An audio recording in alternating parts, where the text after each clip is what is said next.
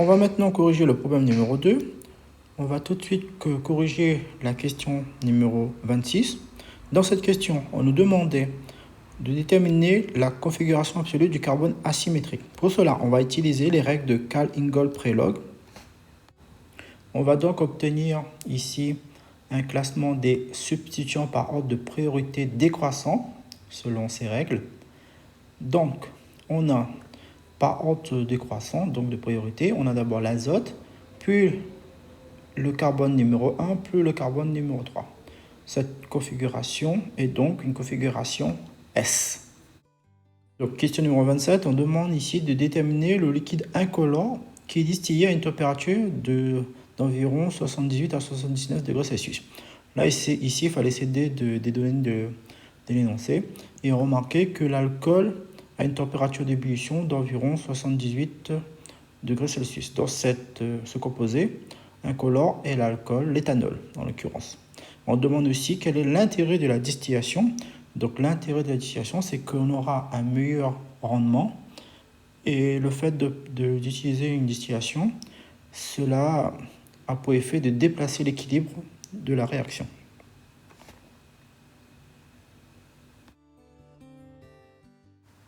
Alors, question numéro 28, on demande ici de proposer un réactif pour transformer l'acide chrotonique en chlorure d'acide. Donc ce composé est le chlorure de thionyle, on écrit sa formule ici. Quel est l'intérêt de cette transformation? Donc on passe ici d'un acide carboxylique à un chlorure d'acide qui est plus réactif, plus électrophile. Donc l'intérêt ici, c'est d'activer le dérivé carbonylé en le rendant plus électrophile et donc plus réactif.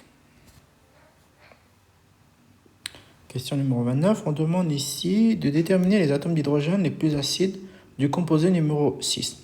Pour cela, on va utiliser la base conjuguée du composé 6, car on sait que un atome d'hydrogène est d'autant plus acide que sa base conjuguée, dont il est ici, est stable. Donc on va utiliser ici l'anion suivant et on va le délocaliser et montrer que la base qu'on va obtenir est stabilisée par résonance. Petite remarque, ici on n'a représenté qu'une partie de la molécule 6.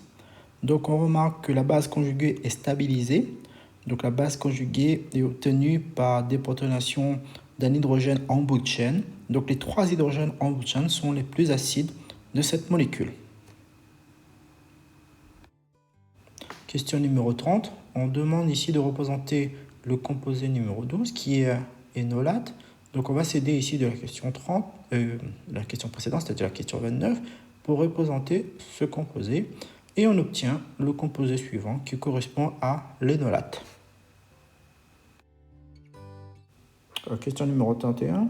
Pour répondre à cette question, il fallait s'aider du document numéro 11. Ici, on faisait réagir le composé numéro 12 avec un aldéhyde. Donc, on va directement utiliser le document numéro 11. Ici, pour nous aider à comprendre, j'ai représenté le composé numéro 12. Dans ce document, on nous précise que l'aldéhydisation des bases est conduite en présence d'un acide de Lewis.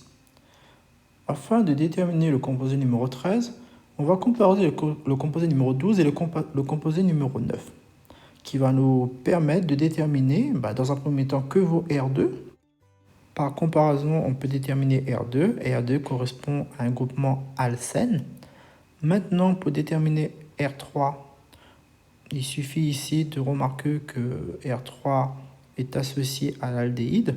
Donc je représente à nouveau l'aldéhyde. On a le composé suivant.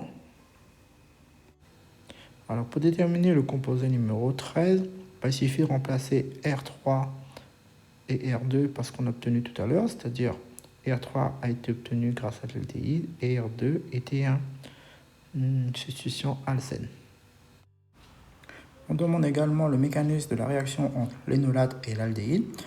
Pour simplifier l'écriture, on va ici représenter l'énolate de cette façon.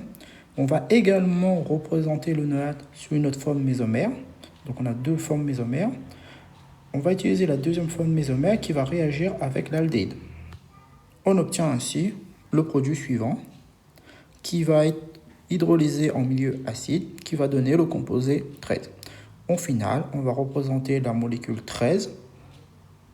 Elle est représentée ainsi. Donc on a répondu à la question. À la question numéro 32, on demande ici de déterminer combien de stéréoisomères minoritaires sont obtenus lors de la formation du composé numéro 13. Donc le composé numéro 13 est issu de l'aldéhisation du composé numéro 12 sur un aldéhyde. Et on remarque la présence de deux centres stérogènes. Donc on a 2 puissance 2, c'est-à-dire 4 stéréoisomères qui sont formés, dont le composé numéro 13. On va représenter ces 4 composés. Pour représenter ces 3 molécules, il suffit de modifier la configuration au niveau des 2 carbones asymétriques et on obtient les 3 composés suivants. Ces 3 composés sont minoritaires et on peut dire aussi que ce sont des diastéréoisomères. Donc on a la représentation suivante des 4 composés. Le composé 13 est majoritaire et les 3 autres minoritaires. Question numéro 33. On demande ici quel stéréoisomère majoritaire sera obtenu selon la même séquence réactionnelle en partant de l'énantiomère du composé numéro 6. Il faut savoir, si on part d'un mélange racémique, on va obtenir aussi un mélange racémique, c'est-à-dire un composé 13 et un composé 13' qui seront énantiomères l'un de l'autre. Donc, pour répondre à la question, il suffit de représenter l'énantiomère du composé numéro 13 qui correspondra donc au produit obtenu si on part de l'énantiomère du composé numéro 6. On représente ainsi 13', l'énantiomère de 13. Question numéro 34. On demande ici de proposer une interprétation à l'excellente sélectivité observée lors de la monoprotection du diol. Donc en effet, au niveau des 2 fonctions alcool, on a un alcool primaire et un alcool secondaire, et un seul des 2 est protégé. Il faut savoir que l'alcool primaire est peu encombré, donc il sera plus réactif. Donc c'est une réaction régiosélective. On a ici une substitution nucléophile d'ordre 2 qui est plus sensible à l'encombrement stérique. Donc pour répondre à la question, pourquoi l'alcool primaire est protégé et non pas l'alcool secondaire? Parce que l'alcool primaire est peu encombré et plus réactif. Alors, la question numéro 35, on demande ici de représenter le composé numéro 16. Le composé numéro 15 va réagir avec l'acide méthane sulfonique, c'est un mésylate. Donc on sait ici qu'il y a une fonction alcool qui est protégée et la deuxième fonction alcool secondaire va réagir avec ce mésylate. Quel est l'intérêt? L'intérêt c'est d'activer cette fonction alcool secondaire. On va former ici un bon groupe partant. Le mésylate est en effet un excellent groupement partant. Et on obtient ainsi le composé numéro 16 avec ce bon groupe partant qu'on a entouré. Question numéro 36. On demande de représenter le composé 17 qui est issu de la réaction du composé 16 avec l'ion azoture. Dans un premier temps, on va représenter la formule de Lewis de l'ion azoture. Donc ce composé contient 8 doublés à positionner. Par délocalisation, on obtient les 2 composés suivants. Le produit 17 est issu de la substitution nucléophile de l'ion azoture au niveau de l'atome de carbone électrophile du composé numéro 16. Ce n'était pas demandé, mais on va faire le mécanisme de cette réaction. Il faut signaler ici une inversion de configuration au niveau de l'atome de carbone qui est initialement mésylé du fait de l'inversion de Walden. On obtient donc le produit suivant, le produit 17. On peut éventuellement obtenir un autre produit, mais qui correspond au même, en utilisant l'autre forme mésomère de l'ion azoture. On obtient le deuxième composé suivant, ce qui revient au même. Voilà. Question numéro 37. On demande ici de représenter le produit 18 issu de l'hydroformylation du composé 17. En effet, on part d'un alcène et on va obtenir un aldéhyde. On remarque ici qu'en partant de l'alcène, on rajoute une fonction aldéhyde en bout de chaîne de la fonction alcène. Ainsi, on va d'abord dans un premier temps représenter le composé 17 et ensuite rajouter la fonction aldéhyde. Et on obtient le produit suivant, c'est-à-dire le produit demandé, le produit 18. Question numéro 38. On demande ici d'attribuer les 2 signaux observés sur le spectre de RMN à un ou plusieurs atomes d'hydrogène caractéristiques du composé 18. On représente ici le composé numéro 18. On remarque aussi qu'il y a un déplacement chimique de deux signaux RMN compris entre 9 et 10 ppm qui est caractéristique des fonctions aldéhydes, des hydrogènes positionnés en alpha des fonctions aldéhydes. On remarque aussi qu'il y a un couplage des hydrogènes avec l'hydrogène qui est lié à la fonction carbonyle. On a ainsi un triplet, même deux triplets, parce qu'ici on a deux fonctions aldéhydes, donc on a deux triplets. Donc pour résumer, les signaux observés correspondent à la fonction aldéhyde. Question numéro 39. Donc on remarque ici une bande d'absorption d'infrarouge intense à 1725 cm-1.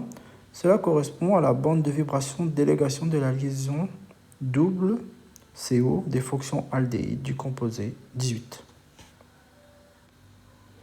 Question numéro 40. Expliquez pourquoi la protection sous forme d'éther silylé a été préférée à celle de la protection sous forme d'éther de benzyle.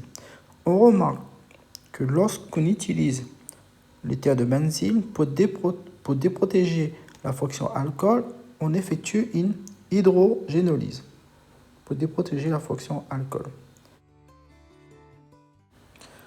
On remarque lors du passage du composé 17 au composé 18, on utilise du dihydrogène. Donc, si on avait utilisé ici l'éther de benzyle, l'alcool ici serait déprotégé, alors qu'au final, on veut que l'alcool soit déprotégé qu'à l'étape 18. Donc, pourquoi ne pas avoir utilisé l'éther de benzyle? Car sinon, on aurait déprotégé l'alcool trop tôt. Question numéro 41. On demande ici de représenter l'amide de Wéreb. On nous donne la formule brute de cette amide. On remarque qu'elle possède deux atomes d'azote et que les deux réactifs ont chacun un atome d'azote. On peut se demander où va s'effectuer cet ajout de l'atome d'azote. Elle va s'effectuer au niveau de la fonction acide carboxylique du premier actif et on va obtenir la molécule suivante que je vais encadrer en rouge. On a donc le composé 19, l'amide de Wéreb. Question numéro 42. On demande ici de représenter l'organométallique 20 et le composé 21. En s'aidant du document 14, on remarque que le magnésium va réagir avec le 1 bromo propre de N et on obtient ainsi l'organométallique suivant. Ensuite, pour obtenir le composé 21, c'est la réaction entre le composé 19 et le composé 20. On obtient la molécule suivante. Question numéro 43. On nous demande ici pourquoi opérer sous argon, pourquoi utiliser du diéthyléther anhydre et pourquoi verser du 1 bromo propre de N goutte à goutte. On travaille sous argon afin de limiter les réactions entre l'organo-magnésien et le dioxygène, la vapeur d'eau et le dioxyde de carbone. On va écrire les trois équations correspondant à la réaction de l'organo-magnésien dans un premier temps avec l'eau, ensuite l'organo-magnésien avec le dioxygène et ensuite l'organo-magnésien avec le CO2. On obtient les trois équations suivantes. On utilise aussi le diéthyléther anhydre. Ce solvant est anhydre, pourquoi? Pour éviter la réaction de l'organo-magnésien avec les molécules d'eau.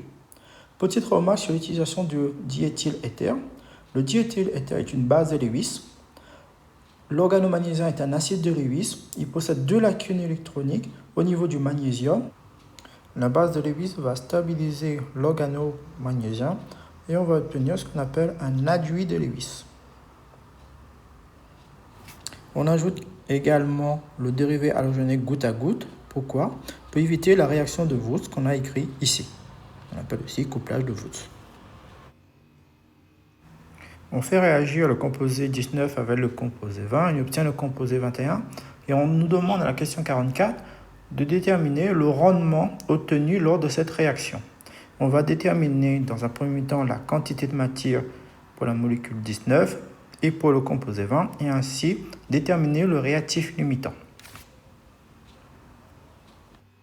En utilisant les données de l'exercice, on obtient une quantité de matière pour le composé 19 qui vaut 6,6 10 puissance moins 2 mol, pour le composé 20 1,38 10 puissance moins 1 mol, et pour le composé 21 une quantité de matière de 6 10 puissance moins 2 mol. On va ensuite utiliser le tableau d'avancement. On va ensuite déterminer le réactif limitant sur le composé 19 sur le composé 20. On va déterminer le Xmax le plus petit qui correspond au composé numéro 19 qui est donc le réactif limitant. Pour déterminer le rendement, il suffira de faire l'opération suivante, c'est-à-dire la quantité de matière pratique en produit sur la quantité de matière théorique, c'est-à-dire Xmax. On obtient un rendement d'environ 91%. Dans la question numéro 45, on demande de représenter la molécule 22. Donc ici, dans cette question, on fait réagir un ester avec un organomagnésium. Il faut savoir que lorsqu'on fait réagir un ester avec un organomagnésium, on va obtenir, après hydrolyse, un alcool tertiaire. Donc cette réaction consiste à additionner deux organométalliques à la fonction ester pour obtenir l'alcool tertiaire. Cependant, on ne peut pas s'arrêter à la première addition. En effet, en faisant réagir l'ester avec l'organomagnésium, on va obtenir un produit très réactif qui va s'additionner à un deuxième organométallique. On ne peut pas donc s'arrêter à la première addition. Cependant, on veut obtenir le composé 21 qui s'arrête à la première addition. Donc c'est pour cela qu'on a utilisé l'amide de Wereb. Donc pourquoi on ne peut pas utiliser cette méthode? Parce qu'on obtient une double addition alors qu'on désire une simple addition. Question numéro 46. On demande ici de donner un mécanisme rendant compte de la formation du produit 23. Donc on va représenter dans un premier temps le composé 21 qui va réagir avec NaBH4. Il faut savoir que le composé 21 possède une fonction cétone et NaBH4 est un réducteur doux. Il va réduire la fonction cétone. On aura ici un mécanisme concerté. On va donc écrire ce mécanisme concerté et on va aussi donner les produits qu'on va obtenir. On a donc le mécanisme suivant et les produits suivants. Question numéro 47. On demande ici de combien varie le nombre d'oxydations de l'atome de soufre lors de la formation du composé 24 à partir du composé 23. On passe ici au niveau de l'atome de soufre de 2 liaisons à 3 liaisons. Donc on va perdre 2 électrons. Donc le nombre d'oxydations ici va valoir plus 2. Question numéro 48. On demande ici de représenter le chemin de Lewis. On va le faire. Et ensuite de déterminer sa géométrie en utilisant la méthode VSEPR. Donc ici, on a un environnement tétraédrique et une géométrie coudée, on peut même dire AX2E2. Au niveau des angles, on a un angle inférieur à 109 degrés. Cela est dû aux répulsions entre les doublets non liants. Question numéro 49. On demande ici de proposer un mécanisme rendant compte de la formation de l'amine allylique 25. Donc on va faire réagir le composé 24 avec le carbonate de calcium. On va écrire dans un premier temps la molécule 24 qui réagit avec CO3-. Le carbonate de calcium est une base qui va déprotoner le composé 24 car on remarque l'apparition d'une double liaison. On a ce qu'on appelle une bêta-élimination. En s'aidant de ça, on va représenter la molécule 25 avec le mécanisme que je vous propose ici. On obtient ici le composé 25 ainsi que les sous-produits de la réaction.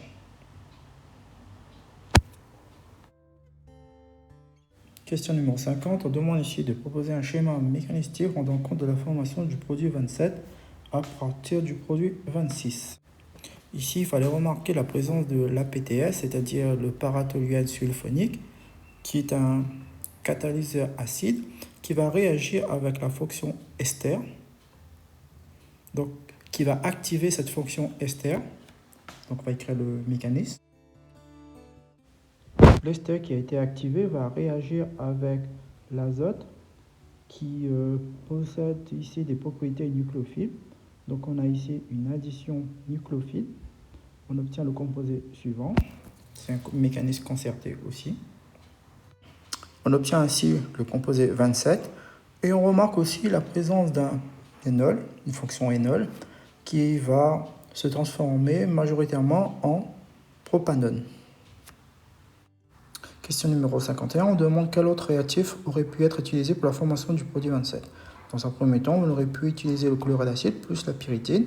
Il faut que le milieu soit anhydre pour éviter la destruction du chlorure d'acide. On aurait pu aussi utiliser l'anhydride acétique. Pour éviter sa réaction avec l'eau, il faut que le milieu soit anhydre et aprotique.